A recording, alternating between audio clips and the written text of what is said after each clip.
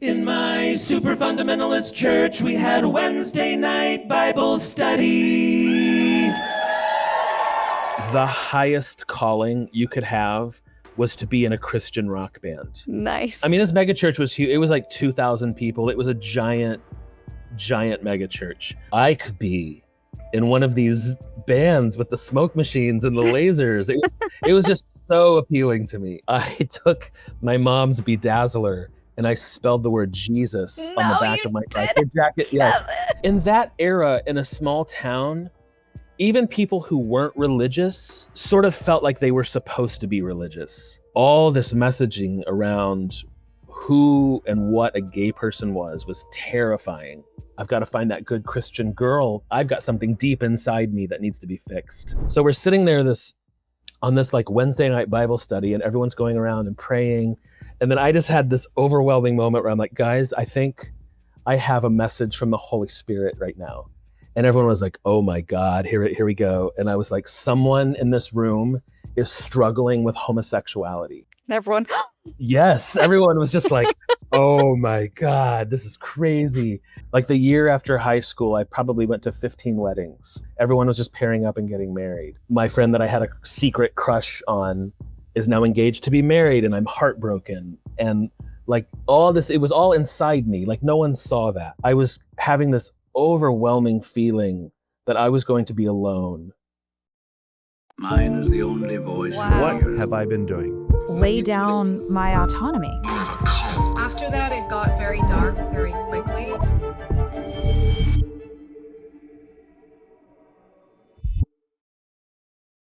Hey guys, my name is Shalise Ansola, and this is Cults to Consciousness, where we discuss leaving high-demand religions or organizations and finding healing and independence through awareness and true individual sovereignty.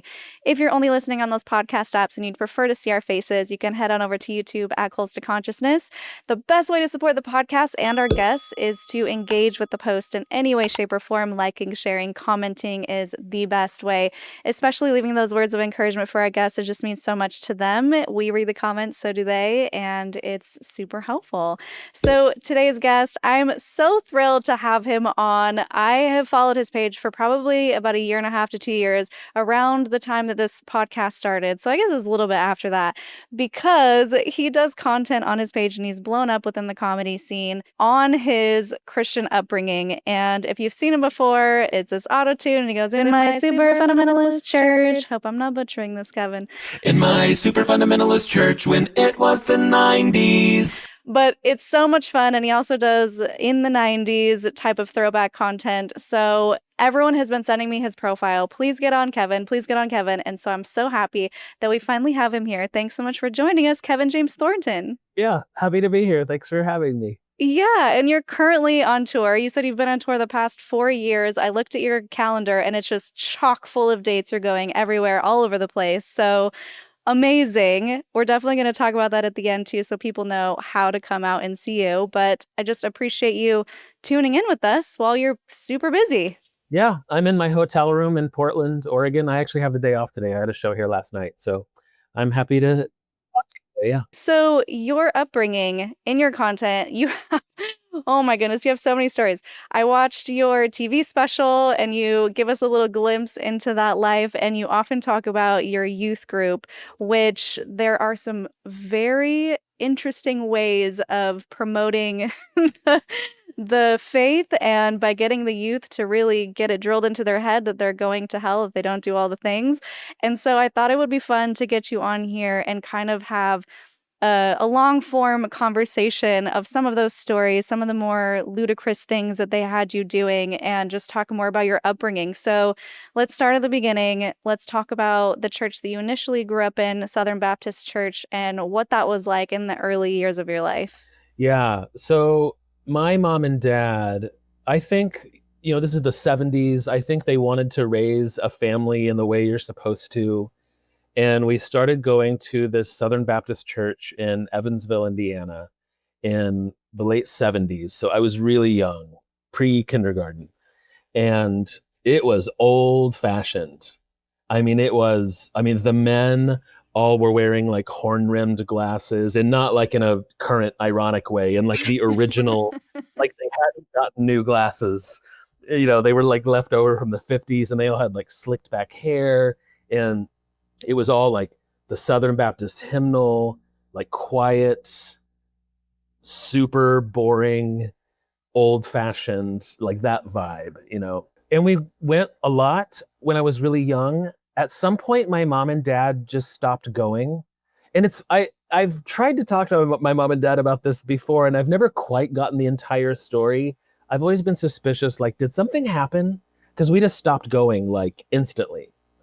But I remember one of the pastors there, I guess, saw something in me or just really liked me, but he swung by my house every Sunday in this big orange church bus.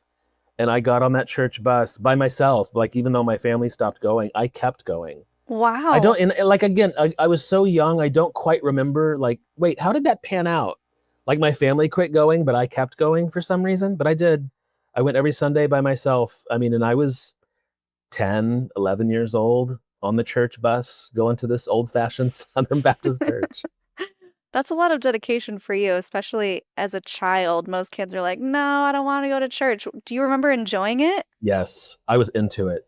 I wonder, like, did the pastor, I mean, I was an outgoing kid. I wasn't afraid of like standing up and say, I remember getting on stage and like doing a prayer, or like they like were like lifting up this 10-year-old, like, look at this charismatic little 10-year-old. So I think maybe I loved the attention maybe that I was getting. I don't know. I was so young. I kept going though. I mean, I liked it. No one was forcing me. I liked it. Yeah, that's so interesting.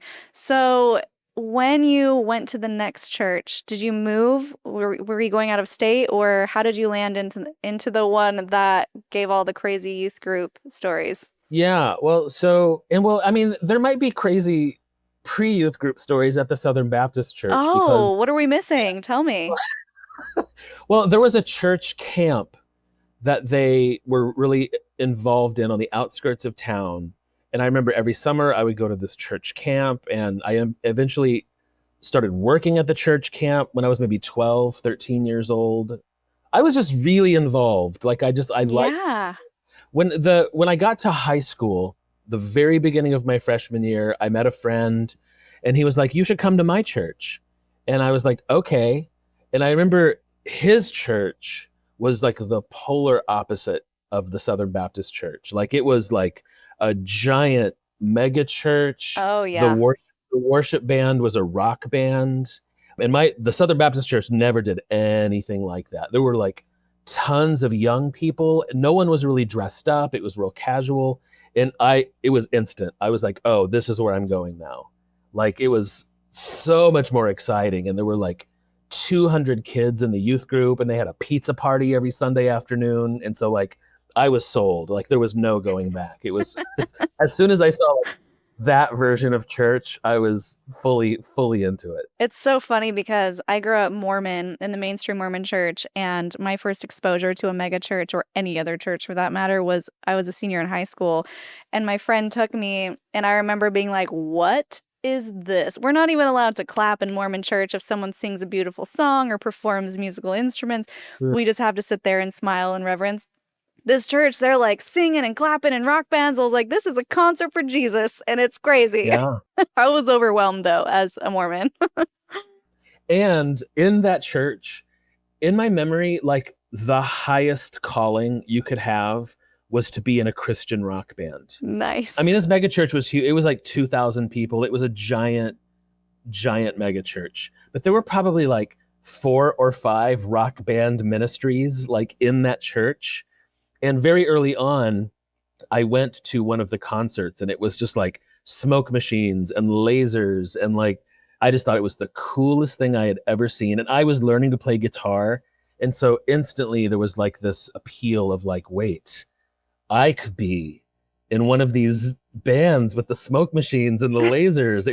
It was just so appealing to me. So is this where the youth group stories came from? Because that feels more of like a progressive type of church. Well, so in like style, yes. Okay. But in theology, no. It was, everyone thinks that. Because if you see a picture of me from my teenage years, I had really long hair. I wore a biker jacket. It was an interesting moment in time, I think, because yeah, it was very, very conservative Christian. They were really into focus on the family doctrine, which now has become its own sort of political beast. But like in the 80s, it was like conservative theology, but the style was like MTV. It was like rock and roll, long hair. Wow. Yeah, it was that. It was very much that. Immediately started growing my hair out. My parents gave me a biker jacket for Christmas, and I took my mom's bedazzler and I spelled the word Jesus on the No, back you of my didn't, biker jacket. Yes, Kevin. with like sparkly jewels on the back of my Oh my, biker jacket. It said Jesus. you were Jesus's rock star. Wow. What Yeah. are your parents thinking about this? Because obviously they came from something very different. Did you take them to that church? Not really. And that, people often, I think, of course, assume that all these stories were because my family was forcing me to be there, but it's so the opposite. Like my parents weren't really there at all. Like they stopped going to the Southern Baptist Church. And I think when they saw their teenage son going to church every Sunday, they thought it was a positive thing. This is like the late 80s, small town Indiana. And they're like, look, our son goes to church every Sunday. This is wonderful. They had no idea the inner turmoil that was starting inside of me. I'm sure it looked incredibly positive. So I think they came maybe a couple times for like Christmas or if there was like a special thing. But otherwise, I was really on my own. I got sucked into that world. And again, I was into it. Like no one was forcing me. No one was coercing me. It was all me. I chose it. Wow. So this is really interesting. It's the first time we've had a church that parades as progressive, that's extremely conservative and extreme in their thinking. So I definitely want to dive into this more. Can we talk about what are the messages that you're getting on Sunday? Is it really strict, bringing out Bible stories and having their own specific interpretation? Or is it more just like general messages about love and family and follow Jesus? It was it was fun. It was like fun forward. It was like every Sunday was a party. It became my whole social world. So there was some sort of youth group event multiple times a week. There was like Sunday morning, and then we'd all go out to dinner and be terrible in a restaurant somewhere, I'm sure. And then back for Sunday night service. And then there was always like a midweek Bible study at someone's house where they would make tons of food. And then maybe a Friday night, there was like a Christian concert somewhere. It was my full like social life multiple times a week. And again, it was fun. So the messages, it was very like purity culture youth group. So the messages were save yourself till marriage, don't masturbate, keep your thoughts pure, sexual purity, don't hold hands and kiss anybody. It was very like, keep yourself pure, keep yourself pure. And there were definitely like Bible studies and like learning about Bible stories, but it was a real like, stay pure, don't do drugs, it was like a very like, be a good kid for Jesus kind of thing. That makes sense. Yeah. So I guess in their mind, they're probably thinking, let's just attract all these kids. Let's be the cool church, and then we'll set them on the right path, not realizing, and a lot of people don't, that when you harp so much on purity culture, the flip side of that is often very dangerous, especially if you get someone who's been abused and now they think that they're worthless, or someone who maybe thought they were in love and had a boyfriend and then they got their heart broken and now they feel used and worthless. And it creates, two sides to one coin. So I could see how the intentions may have been good from these people and how ultimately when you push too hard in one direction, it often backfires. So let's talk a little bit about oh my gosh, the clowns in New York City. Please, can we talk about the clowns? We went on a quote mission trip. There was always like mission trips for the youth group, but they were really just sort of vacations. And like during the vacation, we would do one evangelistic thing. And so now it's a mission trip. But I think it was the summer before my senior year. We went to New York City. There was someone from my church who was doing inner city work there. And they brought the whole youth group there. There were probably like 25 of us. And we were going to go to inner city parks in clown costumes and act out these sort of like, in my memory, and I mean, I'm known to like lean into the absurd in my memories, but like it was all these like sort of patronizing, condescending like morality plays of like, don't do drugs, kids. And then like we'd be dressed as clowns acting like we're doing drugs. And then a scenario where we had the clowns engaged in premarital sex, and now a clown has to have an abortion. So there's like, and each clown was like, I'm abortion clown and I've ruined my life because I had premarital sex. Oh But we my all have like red gosh. noses and clown wigs.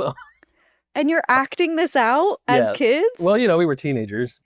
We went to Spanish Harlem in like 1990. And we're walking down the side, like we rode the subway. I mean, in New York City was a different place in that time period. So we're like walking down the street in Spanish Harlem, 25 youth group kids from Indiana with clown wigs on. We have like buckets of candy, and then we like go to the park. It's like, who is this for? Who's the target demographic for this right now? Oh my gosh, did anyone actually stop and listen to you guys? Yeah, especially once they realized we had candy, like the kids in the neighborhood were like, go there, but it was totally ridiculous and condescending. I'm to the people in that neighborhood. Oh, and then we were in that park. This is awful. We were in that park, and I remember looking down, and there were all these like colorful specks of plastic all over the place. I'm like, and I picked one up and I was like, hey, what's this? And the pastor there, he was like, that is the lid to a crack vial. And they were everywhere. I mean, once you were looking, it's like, oh my God, this whole park is littered with these little colorful plastic caps. And we were so like disconnected from the reality of what that meant and this park that we had kind of invaded. The youth group, all of us, like all 25 of us, were now on the ground collecting crack vial lids because we were like, weird, we're going to take these home. So all the youth group kids are like handfuls of crack vial lids, putting them in our pockets. What? Because we were like, oh, this is so crazy. There was zero awareness of like the pain of what that meant. No awareness. We're just like, crack vial lids, filling our pockets. Like it's a souvenir from the park. Yes. Isn't that Oh awful? my gosh. I can just imagine what that actually looked like, acting out these scenarios and passerbys being like, what is happening over here? Dressing up as clowns. Yeah. Mm-hmm. Fun. Speechless. Yeah, like, where do we even go from here? So there were a couple of other stories that you've mentioned on your socials and in your special that I thought were worth diving into. One of them being how you used Bible study as a way to lure unsuspecting people in. And I thought that that was so relatable because I remember doing the same thing at not specifically Bible study, but we had what was called Young Women's or Mutual, where every Wednesday we would go to the church building or to a leader's home and have a lesson on how to be a good wife and mom, because that's what you do as if you're a girl in the church. And people would be like, "Oh, make sure to invite your friends." And I would always try to get like, we're doing pedicures today, and the lesson would be, this is how you be pretty for your husband. But like, come and do pedicures with us. And it was always so awkward because sometimes they didn't really know what they were getting themselves into. But for the most part, people were just like, no, I'm set.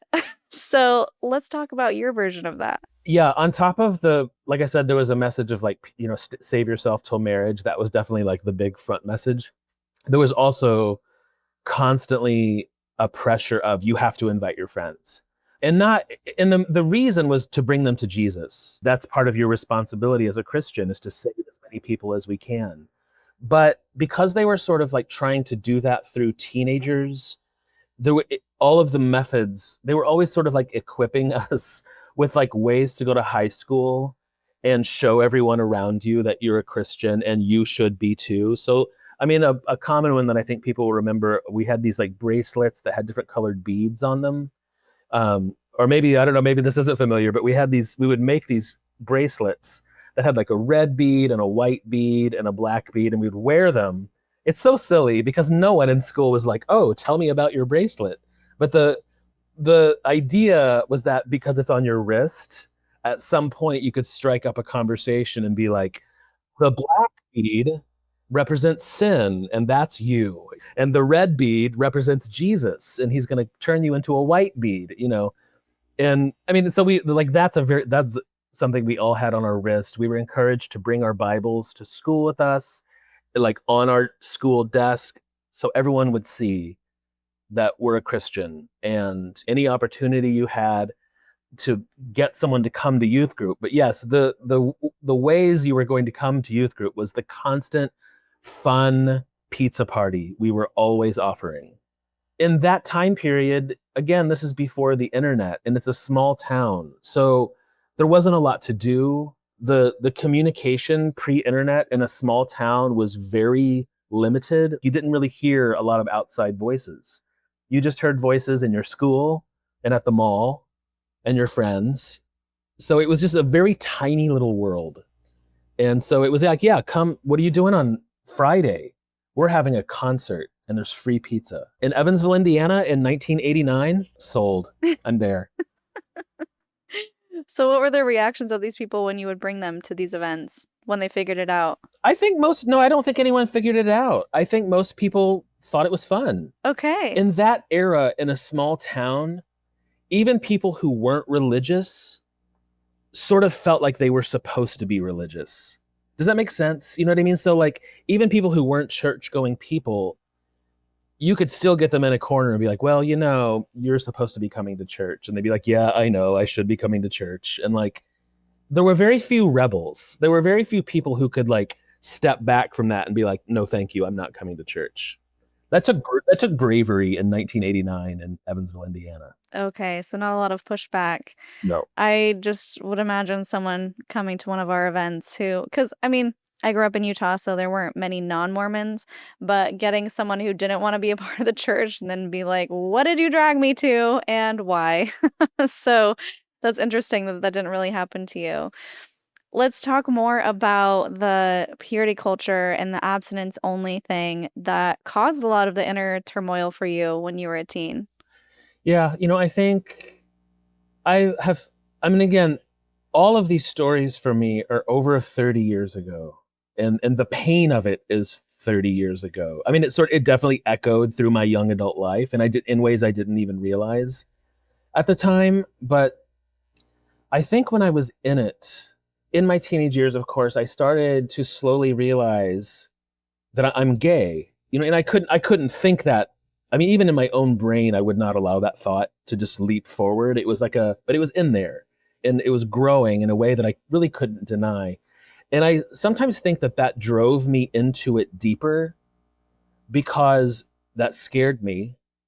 In that world, that was, even in not religious circles, that was not really an accepted thing in a small town in Indiana in the late 80s and early 90s. That was the height of the AIDS epidemic. All this messaging around who and what a gay person was terrifying. And so when I started to even have the smallest little idea that was me, I think it just drove me into it, even in more extreme ways than everyone else, because I needed to be fixed. I needed to that was my only way out. So I was all in. And because all of the messaging was around purity, save yourself till marriage, I think this idea got set inside of me that I have to get married. I need to find a good Christian girl and get married. And that's my solution. And I mean, thank God that did not happen. I mean, but it could have. I was ready. I mean, if had the circumstances aligned just right, I would have gotten married the day after high school. Were you dating women in high school? I mean, dating is a open-ended word. I mean, yes, but only in the sense of I've got to find that good Christian girl because I've got something deep inside me that needs to be fixed. I was always sort of keeping my eyes peeled for who was the good Christian girl that was going to marry me. I mean, nothing ever got super serious because I was not even capable of that in reality. But I tried real hard. So yeah, there were always little date moments, or like maybe they're the one, but nothing super serious.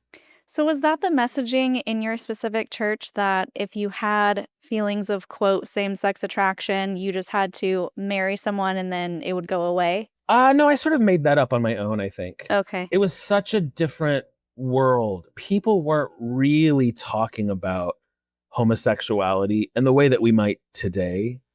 The only times I ever really heard about it, there were definitely sermons about it, but it was sort of this like removed, far off thing, that there were no homosexuals here. Like this, but here's a story in the Bible about those weird, perverted people. It was never like, oh yeah, they're here in our community in a way that we might be aware of today. Does that make sense? So it was like Yeah. the pastor might read something from the Bible and then give a sermon on these awful perverts. And so I would just sort of like take little bits of information like that and sort of create my own story, because we thought they weren't among us and they were me, but no one knew that. Mhm. It's like kind of a hard thing to describe. So like whatever like ideas I had, I sort of was like collecting them and fashioning my own idea of how I was going to get out of this. Yeah. No, that makes sense, especially if there's not a lot of representation or any representation for you to look to. I'm sure that was a difficult situation to be in Yeah. as a kid, hearing all of this messaging around purity culture and saving yourself. There's a story that you told in your TV special about how you received a message from God. Speaking of, there were no other people to turn to. Can you tell that story when you were in youth group and you proclaimed to everyone? Yeah, that was at one of the many like home Bible studies. So we're like in someone's living room, and they were, well, I mean, there were probably 20 kids packed into this living room. We would always end with this kind of prayer circle where you were free to like kind of say whatever you want. And, if you want to pray for someone, or if you just want to like confess something. And it was very like, people loved it when you said something bold, or if you like had a feeling from the Holy Spirit, and it was just people ate it up. Like that was good. So like I was sitting there, and I was probably 17 at this point, and I had never been able to like express anything truthful. And so it was just building up inside of me. And like I had the very beginning thoughts of like, maybe I'm gay. But again, I couldn't think that. That was not, it's hard to describe how controlled my thoughts were, much less what I said. Like even in my own brain, it was like so controlled. It was like life or death. I could not admit this, So we're sitting there on this like Wednesday night Bible study, and everyone's going around and praying.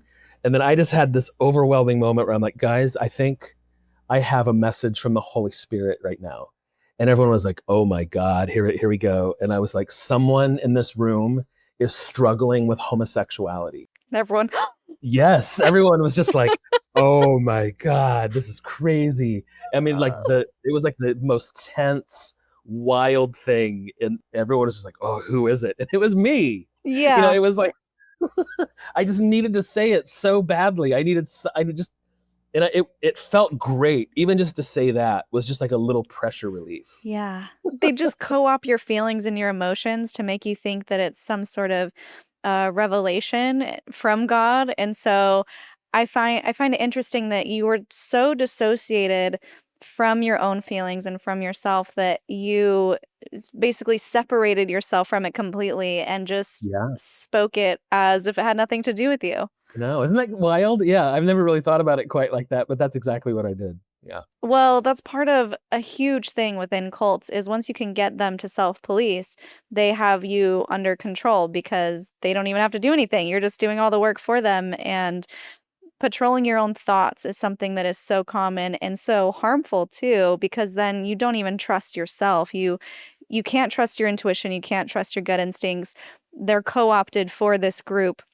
Anytime you have a feeling that may be seen as, quote, negative or anger or any of the feelings that they don't like you to have, they make you think it's some sort of satanic thing attaching to you instead of just maybe you have a feeling that you need to process. And then anytime you have a good feeling, it's, well, that's the Lord speaking to you, which I don't doubt that people have those feelings, but to monopolize them in a way and weaponize them in a way against the very person who's just having a human experience, I feel is very wrong. Well, yeah, like what's wrong with just being a human being?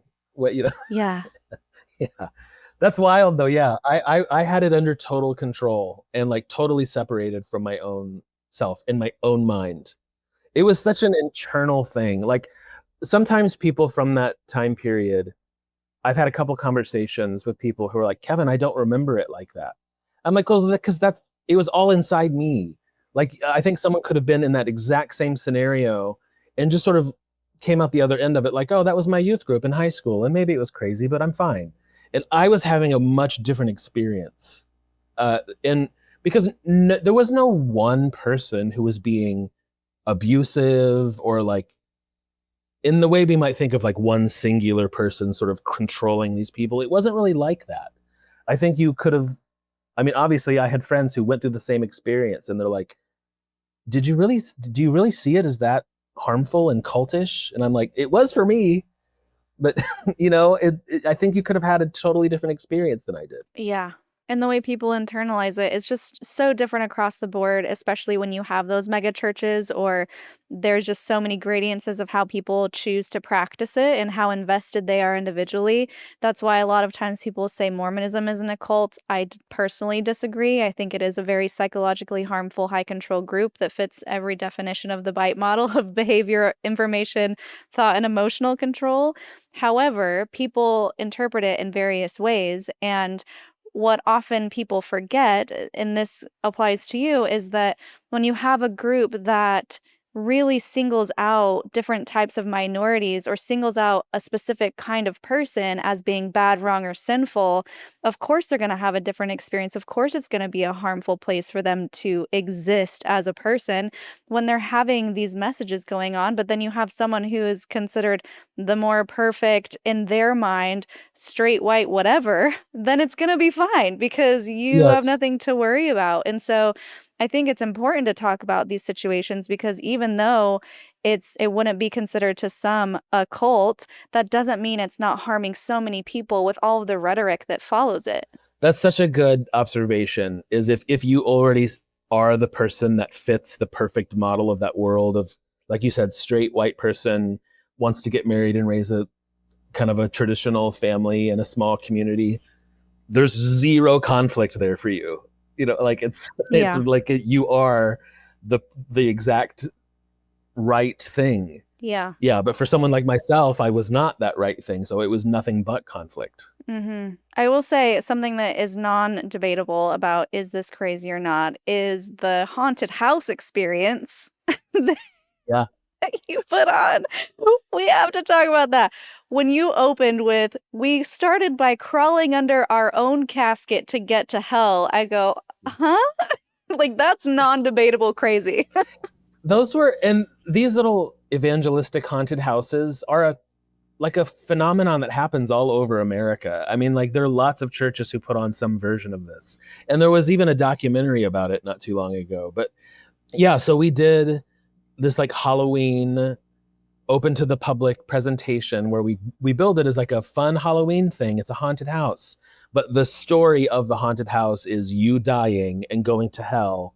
And then at the end, you know, the pastor comes out and was like, do you not want this to be your fate? You need to get saved. But yeah, the whole thing was like, I mean, in some years it was pretty awful. I mean, it like one of like the main, I'm so sorry. Like this is so terrible. Don't even like, censor yourself. Okay. It's fine. So like the opening scene of the haunted house was a car crash. And it was like, you know, they had like a beat up car with like bloody people hanging out of it. Jeez. And it was like, yeah, you just died in a car crash. And then like, then the next room you walk into and it's a funeral. And when the little funeral scene is over, you had to crawl under the coffin to get to like the next room. And then it was just like, now you're in hell. But it's a bunch of youth group kids pretending to be demons, like, coming to get you, and just like screaming at you, and there's like lights flashing. But it was much like the clown thing. It was all these little like morality moments. So like after the car crash and then you die and now you're in hell, and in hell there were all these little scenes of like, here's a person who had, again, premarital sex, and now she's having an abortion, and we're like in a hospital room and she's bloody, and it's like, look what happens to you if you have premarital sex. Oh And then the my next room gosh. is like people who are like pretending to shoot up drugs, and now they're like laying on the floor and they're dying from drugs. And now there's another room, and this one's awful too, but like it's like a hospital bed, and it's a guy dying of AIDS. And it's like, this is what happens if you're, it's really, really awful. But Yeah. we're presenting it like it's Halloween. It's like a haunted house. Hi, Evansville. And then at the end, you get witnessed to, and you had to pay to go through it, I think. I think you bought a ticket to this. How did parents approve this? How did any sane adult approve this? It's only looking back that it's like, that is offensive and wild. But in the moment, it just seemed like this is good church activity. Oh my gosh. I know that sounds crazy, but like, It's just, they're saying the quiet part out loud, really loud. Like, a lot of churches believe this type of thing, but to actually act it out in a fiery hell torment scenario is wild. yeah. But, I've told that story, and so many people all over the country have been like, oh, my church did that too, in almost the exact same way. And it's like, how did these churches communicate? Again, there was no internet. Like so many of these evangelical megachurches of that time period, the youth groups all did like the same skits and the same activities. How are they communicating like that? So many of them did the exact same thing. It's wild. Yeah. That's so interesting and disturbing all in the same thing, because you have kids acting out these scenarios, and it just really goes to show how far they would push the fear and the shame and the guilt to be a good person, which to me, yeah, it can work, and it keeps people controlled, but why not go the opposite way and have something beautiful and show love and acceptance? And this is how you get to heaven, by being a good person. It's just so interesting how intense it was and how fear-based it was. Did you feel that fear? It's hard. It's really hard to say. I was so confused. I was so just drowning in guilt and fear, but I didn't see anything clearly. And looking back, I've often thought like, wow, I was so just like buried in shame and in fear. And I didn't see that at the time. Yeah. I thought it was something I had to overcome or something. It's really, I couldn't see through it in the moment. So many people have been there. I've been there too. And now that I'm thinking about it, we had something similar in Mormonism where they're like, we're going to go to Hawaii again for young women's. And then the plane crashes and they're like, just kidding, you died. Let's see what kingdom you go to, because there are levels in heaven. But our scariest version, because Mormons don't really believe in hell, is outer darkness, where you just like float in a void for eternity, I guess, is they put us in a blacked out room. And that was scary for me. Even though it wasn't fire and brimstone, I was like, oh, definitely don't want to go here. So yeah, I guess everyone just did something similar. Okay, going back to what you were saying. Yes, being able to fully understand your feelings because you have blocked out so much of your true authentic self, and blocked out your intuition, and blocked out your gut feelings, and replaced it with whatever it is they're shoving down your throat and thinking that you're the problem. When did you start to realize that they were the problem? It was such a slow process for me. And it's always why, like I told you, I'm always a little hesitant to have these conversations sometimes, because I didn't really, it was so little piece by piece. It took a long time. And I only really left because I was just overwhelmed with like grief. It wasn't because I saw something, or it wasn't because I saw hypocrisy, or it was nothing like that. It was just, I got to the end of my high school years, and people in my youth group were starting to get engaged, to be married, because that was such a huge focus. Like the year after high school, I probably went to 15 weddings. Like everyone was just pairing up and getting married.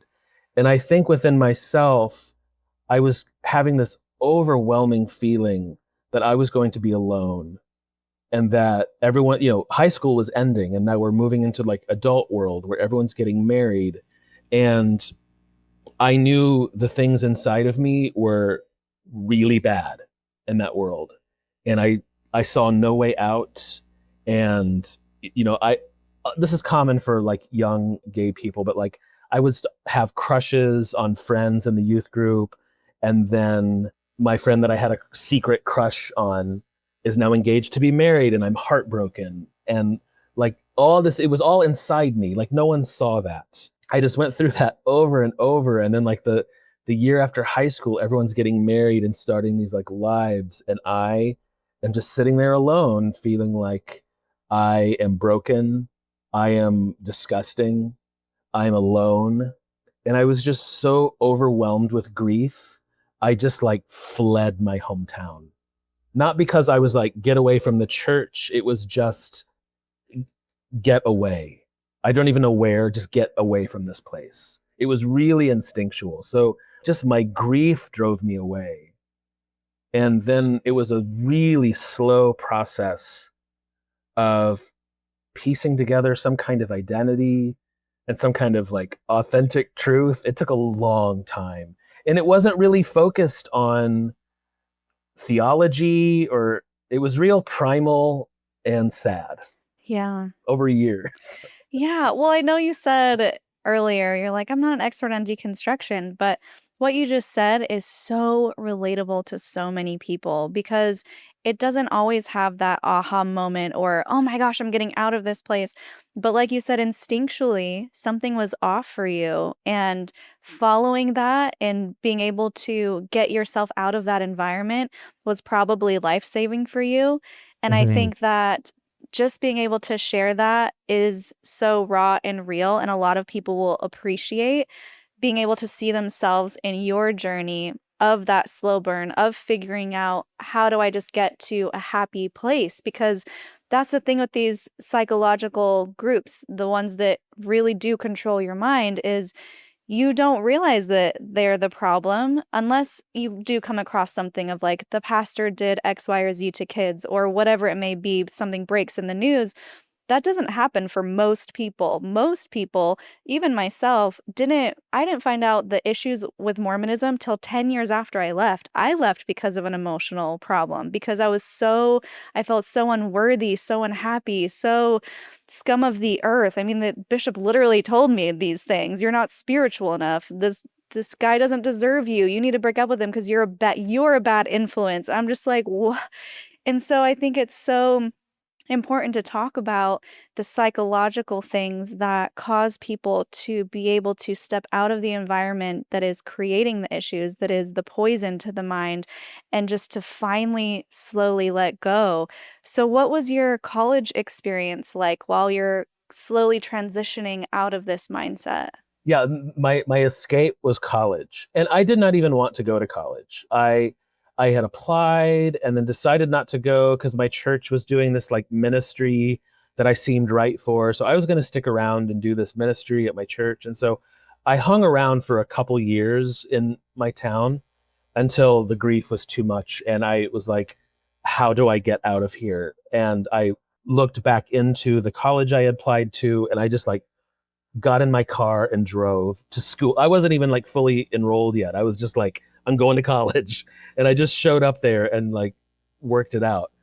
And I signed up for, this is hilarious, but I signed up to be a musical theater major because that just sounded fun. I didn't want to be there, but that sounded fun. So I signed up for musical theater. And that was the first time, I went to New York for a while, again, on the mission trip. I saw gay people. I saw people that weren't Christian. But when I showed up at the theater department, that was the first time where I was now part of this group. And now in this group, there are not only are there gay people who are just regular people living their lives, there were also lots of people who were totally accepting of the gay people. And that's the thing that was different. Like, I'd never been in a group and nobody cared that some of the people were gay. And like, this sounds wild, but I didn't even really realize that that was a possibility. Like, until I'm like now around people who are like, oh yeah, they're a couple or they're gay, and that's the end of it. We're not going to try and save them, or these are our friends. These are the people in our group also. I'd never seen that before. And so it was just like tiny little moments like that, that were little releases of pressure. But even when I first showed up in the theater department, I was like, I'm a Christian.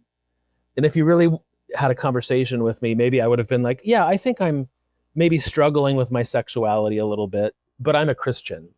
And that's how I sort of operated maybe my freshman year of college. And it was just little by little, I sort of softened and let go of things, and it became less scary. And then it felt good to like say something truthful and say something that was like authentically me. And the people around me were like, cool, good, that's great. And, it's like just little tiny moments like that, one at a time. Over like, I mean, it took me a long time to graduate. I was there for like 6 years. So by the time I left 6 years later, I was a pretty resolved person around my sexuality.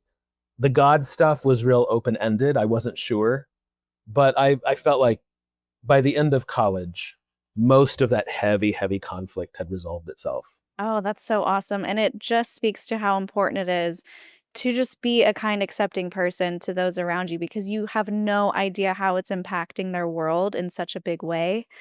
So, having gone through 6 years and slowly shedding this old side of you, more like the fear, shedding the fear and the shame, did you ever go back to the church and realize how far you'd come, or have that realization of, oh, wow, this used to be my reality?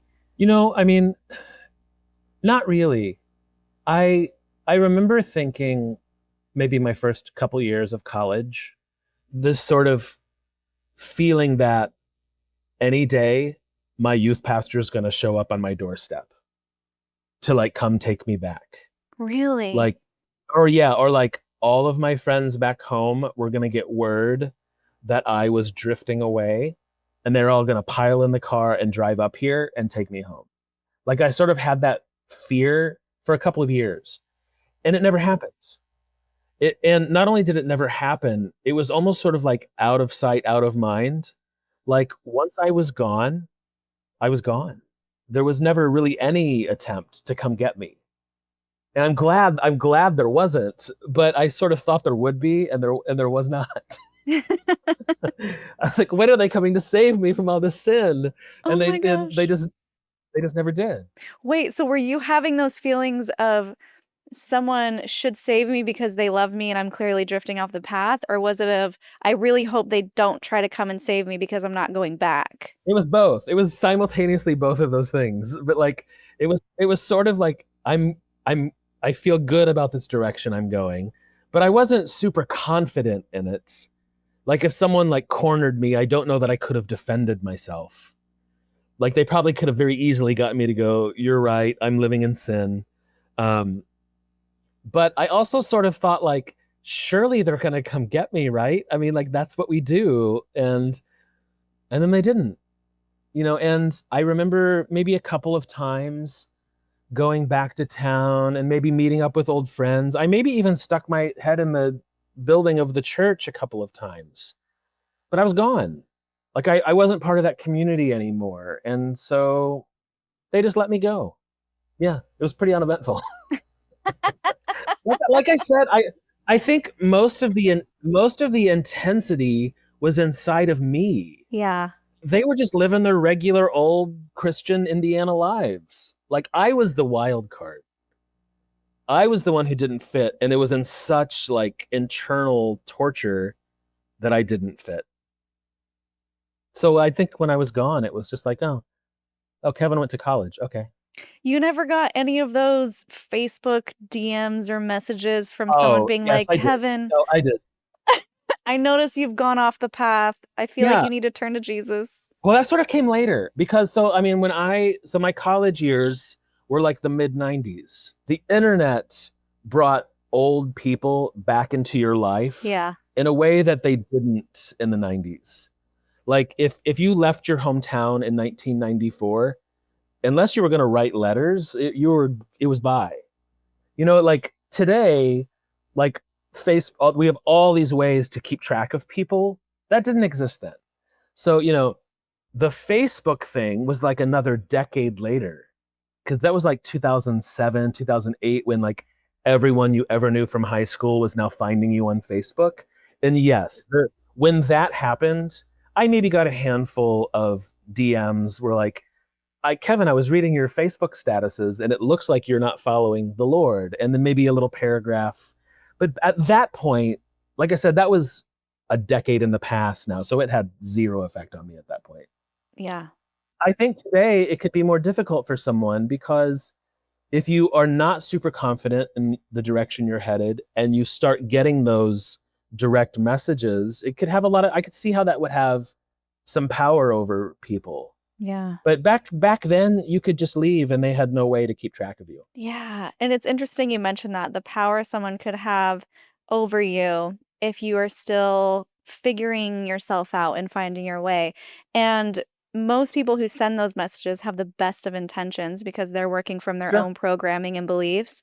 But it is so interesting. And maybe this is just a PSA to everyone listening, not to be that person who slides into someone's DMs if they're having, if they're finding their way, just let them do their thing. And if they need help, maybe just offer, hey, if you need someone to talk to, I'm here for you, instead of pushing more of your direction or the way that you think they should be going onto them, because it can affect them so much. Sure. So you went into music for a while. Was that something you had mentioned? I think I read it in an article about how initially music was triggering, or this specific type of music that you listened to in your church was triggering, and then you found a way to reclaim that by going back to that genre. Let's talk about this a little bit. Well, I think what you might be referring to is, like I said earlier, in that church in high school, like being in a Christian rock band was like a high calling. Mm-hmm. That was like, it was cool. You were going to draw people in for the Lord. And you got to be in a rock band. It was very appealing to me, especially. So yeah, I was in bands all through high school, all through that era. And when I left for college, I didn't realize this was all very, very like subconscious at the time. But being a musician was like the only little piece of me that I got to keep. Like when I left that world, I still could play guitar and write songs. And that was me. My whole world was shattering. I had like almost no identity of my own. So that was like the little piece that's mine. And so for the first several years, I thought I was going to be a professional musician. And I actually moved to Nashville to try to get a record deal. And it was so filled with like, what's the word? I was in constant like dissatisfaction and conflict around a music career, almost in a neurotic way. When I look back, I was like, why was I in such upheaval about getting a record deal or being a successful musician? And it took a lot of time to pass to realize the reason I was so emotionally upset is because that's the only little piece of identity I got to keep. And if I didn't succeed, then I wasn't worth it. I wasn't worth anything. Like if I didn't get a record deal, I wasn't worth anything. Mm-mm. And like it took me a very long time to unpack that because that carried through all of my 20s and half of my 30s.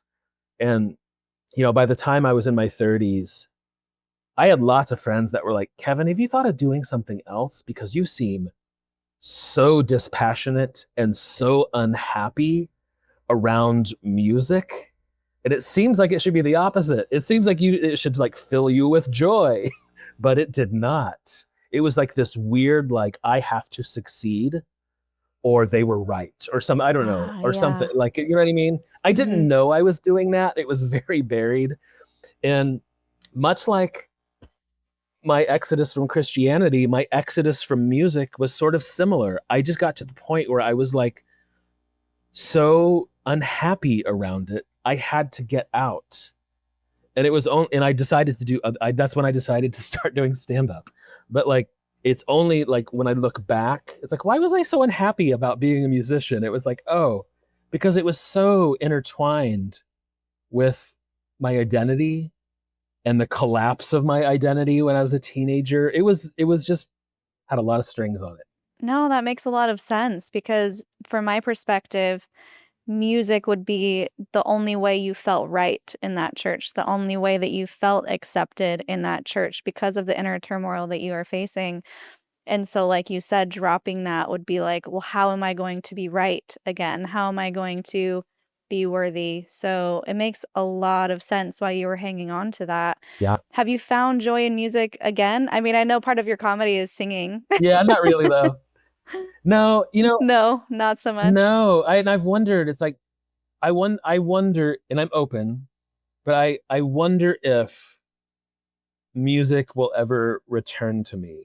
And I don't know that it will. And I also don't care if it does. Yeah. Like it was such a thing full of baggage. It's not super important to me that it comes back in some sort of redeemed way. I kind of don't care, but I don't know. I think that's a healthy place to be because it shows that you've healed that part of you that was so intertwined with it before. And I mean, to be honest, like, I mean, I've had over the years, I mean, I developed some sort of decent skill in music. Like I can arrange things. And right before the pandemic, someone hired me to put some music together for a musical they were developing. And so like I used those skills and it was fun. But I like, if it ever becomes anything more than that, I don't really care. But like, yeah, it's one of those things. It's like, that was a huge part of my life and I'm glad it's over. So let's talk about your comedy then, where you did find peace and joy and happiness and so much success. How did you get yourself off the ground with that? So when I decided that I was done with music and I couldn't do it anymore, I don't know what was going through my head, but I was like, I have to do something totally different. I just have to totally mix it up. So I sold everything I owned. I got in my car and I drove to Los Angeles. Woo! And yeah, and I was just like starting over, doing something totally new, something totally different. So I drove to LA. I had a friend who worked at the Comedy Store in Hollywood. I showed up in Los Angeles. I got a job at a coffee shop. I signed up for a stand-up comedy class and started hanging out in the back at the Comedy Store every night. Wow. I totally just did it. I mean, that's very me. I mean, I if I'm going to do something, I like to just like wildly throw myself into it. Is that healthy or not? I don't know. I mean, but that's what I did. Yeah. I mean, and that was, maybe 2008 when that happened. I left Nashville. I went to LA to become a stand-up comedian, and that's amazing. And it was a long process. It was a long process for that to work itself out. Yeah, as it usually is. Yeah. It feels like a very Coyote Ugly type of story, like leaving the small town, selling everything. It could be a movie. He sat at the back of the Comedy Store taking notes and chatting it up with other comedians for years. And then he boomed on social media and now he's touring all over the place. That's the story. That's what happened. Yeah. That's so awesome. When did you find your success on social media specifically? Because obviously you were doing the comedy well before that, but wasn't there a moment? Because I feel like I was following you around that time where you're like, yeah, things just blew up.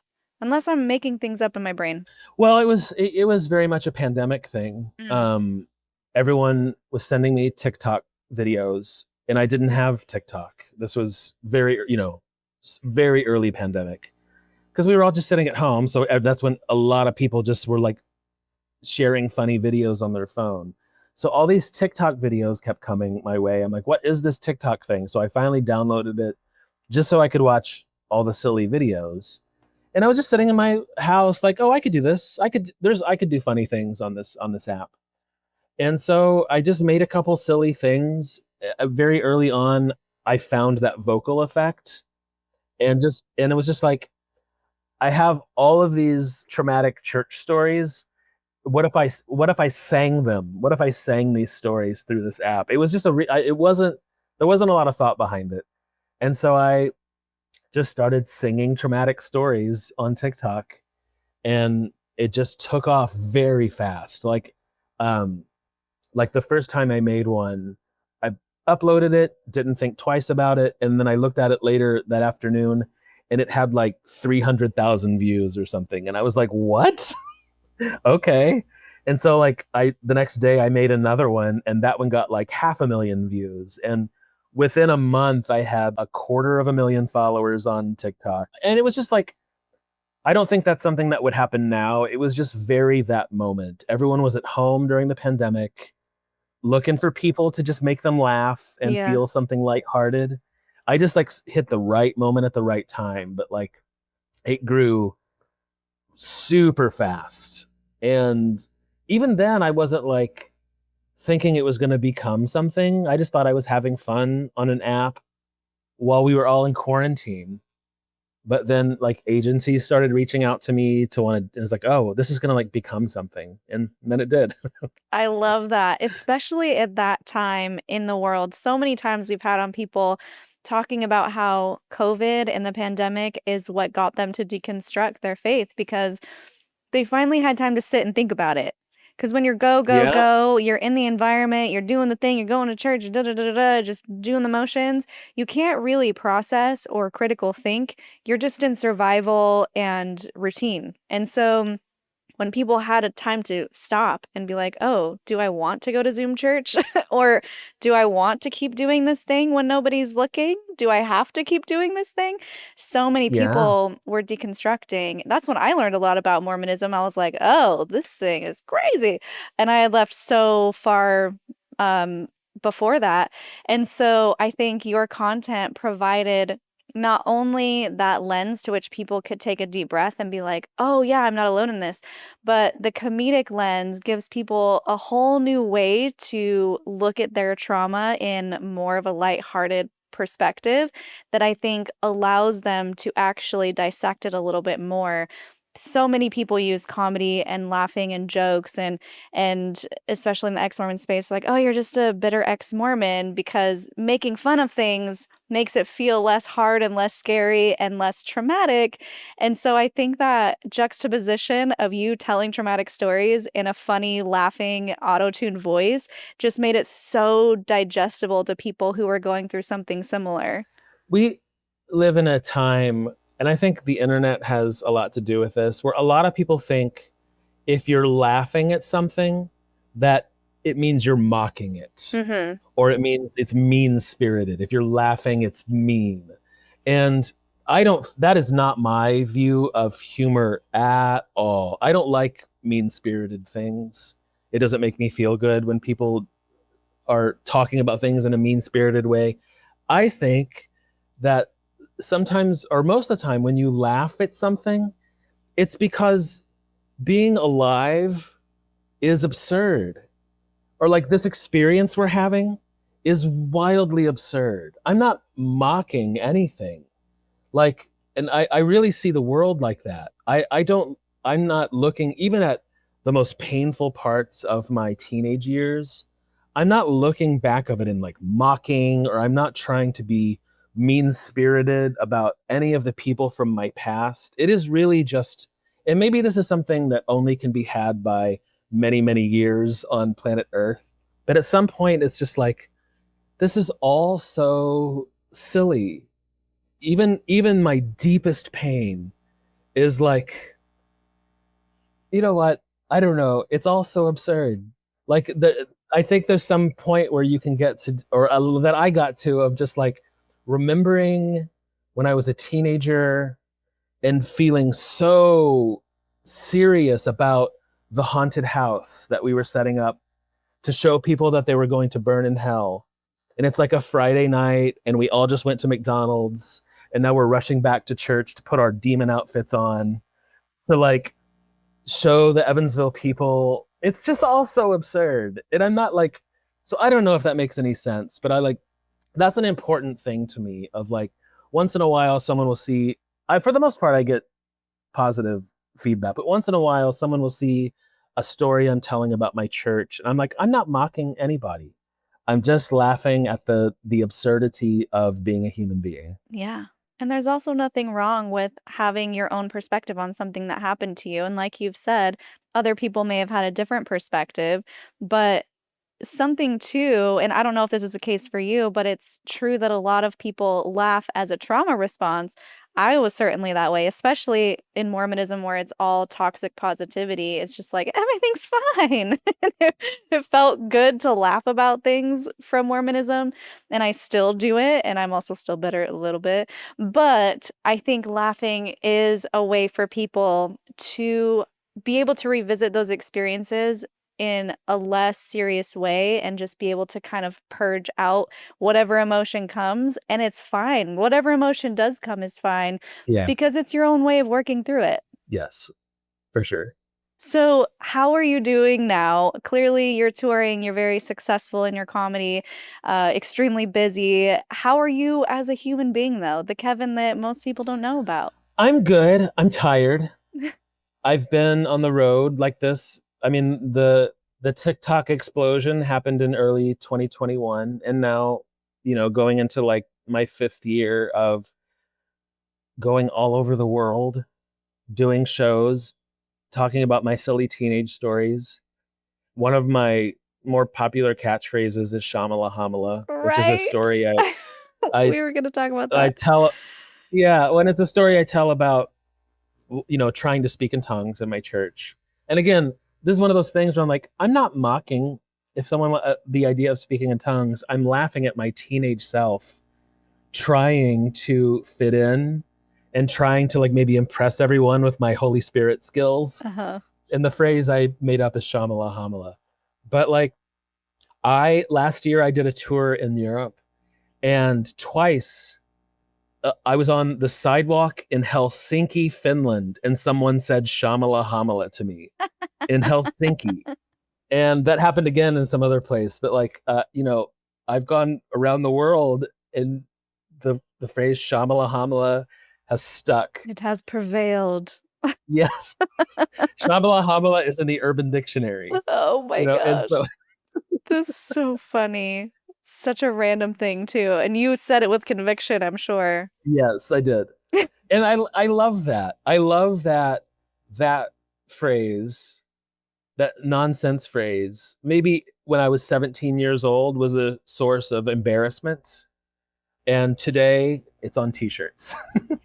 And so there's something like kind of delightfully silly about that to me. And that it's a phrase that so many people in the world have latched onto. I'm sort of just like in awe of that and delighted by it. But I'm grateful and I'm excited about all of these things that have happened, but I'm tired. I've been on the road living in hotels like this for 4 or 5 years, and that's a lot. It's a lot. And so I'm now sort of dreaming about what the next phase of my life might be, one that has less hotel rooms in it. I just finished my book, and I got a really great book deal last year. Congrats. And I just finished thank you. And I am really in it, and it's this story. The book is this story that I'm, told in the most, long form, detailed way I ever have before. And I'm really proud of it. And I think it's going to make people laugh and touch people. But I just turned in the manuscript. It was so much work. But that's going to come out early next year. So I sort of I'm like ready for like, what's the next era? Mm-hmm. I love doing shows. I hope when my book is in the world, that like does its own thing and I get to stay home more. Yeah, congrats. That's such a big deal. I would love to have you back on even just for a live when it launches so we can talk about it and share it with everybody, because I'm sure everyone's going to want to keep updated on that. I would love to. Yeah, I'm so proud of it, and I feel like I I captured the thing that I wanted to capture in like the right tone. So I'm very excited about it. Oh, that's so awesome. So have you had time for yourself? Any personal things that you like to do that bring you joy and peace and happiness as we say the consciousness side of your story? Yeah, I mean, I have a lot of peace and happiness. Like, I mean, the tiredness that I'm experiencing is just because of all the good things that are happening. Yeah. It requires me to just kind of be on the go quite a bit. But Yeah. I definitely have a lot of perspective that I'm super grateful that it's all happening and that I get to get on stage all over the world and tell people these ridiculous personal stories. It's really fun. But I just moved to a little arts neighborhood in Cincinnati, Ohio, and I'm opening a little community arts center there. Cool. That's where, I mean, I'm really passionate about people connecting to their creativity and like finding themselves through expressing creativity. Because so many people were told that they're not talented, or they were told that they just aren't creative. And I think that everyone can find some benefit in tapping into their creativity, even if it's a small little sliver of creativity. So I'm really passionate about that. I'm opening this little studio later this summer. I'm excited about that. That's so cool. And then you're touring through the end of November, right? Yes. And then after that, I don't know what happens. Like I don't exactly know when my book comes out. I'm sort of waiting to hear. I mean, like I said, I've been on the road for 4 years. So even though the dates on the calendar haven't continued, it doesn't mean that there's not more. Yeah. They just haven't been added yet. But I'm waiting to see what happens when my book is in the world and what that feels like, Yeah, because then you'll be doing a book tour separate. Yeah. Or maybe you'll combine them in each city. That is what it's going to be, like bookstore in the afternoon and then comedy club at night for a while, probably. Well, that's amazing. Well, the last thing I need then is a Linda Listen moment, your sassy statement. My sassy, does it have to be sassy? No, but please, Kevin, you're the perfect person to be sassy. It doesn't have to be. I was gonna choose the encouraging. Okay, do the encouraging one. If I could say something to my 17-year-old self, it would be that you did the best you could with the information that you had, which wasn't a lot. It was a smaller world back then. You didn't have any other voices to help you along the way. So you did the best you could with what you had. And it's okay if you're embarrassed by the things that you did and the things that you said and the things that you believed about yourself. It's okay. You can forgive yourself. You're not totally that person. That's the version of you that was doing the best they could with what little information they had. You can move through life without the burden of embarrassment, without the burden of who you were in the past. There's always a brand new road that you can take in front of you, and you're already on it. Wherever you are in this moment is exactly right. That's beautiful. That seemed like it could have been an excerpt out of your book, and you just winged it like that. Yeah, that was just off the top of my head. That's beautiful. I loved it. Well, if everyone wants to find you, I know you have kevinjamesthornton.com, your Instagram, Kevin James Thornton. Is there anything else that you want to talk about, promote? Any other final thoughts before we go? I don't think so. All of my, if you just search my name, that's the name on the apps. That's my website. I guess the only new element is my art studio is actually, the name of the studio is Shamala. Yes. And there's a website that's shamalahamala.com, and it tells a little bit more about what that vision is. But even though it's a local to my neighborhood thing, there's going to be a lot of stuff online that you can watch or participate in from anywhere. So if that sounded like appealing to you or interesting to you, you can go to shamalahamala.com and learn more about that. Amazing. Well, thanks so much for coming on, Kevin. I really appreciate it. It was so great to talk with you. Yeah, thanks for having me. I had a good time. Yeah. So guys, if you're watching, thank you so much for making it to the end. Leave those words of encouragement down below for Kevin. Go check out all of his awesome content on all of the platforms. Go see him live. You can check out the show dates on his website. And if you want to support the podcast, the best way is just to interact with the post in any form, liking, sharing, commenting, of course. If you want to support further, we have a Patreon at patreon.com/cults to consciousness. We're going to Mexico. If you guys want to come with, it's going to be awesome. So many cool people have already signed up. All of these links that I'm mentioning are going to be in the description. And if you like this video, I'll link 2 more down here below. And until next time, follow your highest excitement, be conscious, and be well.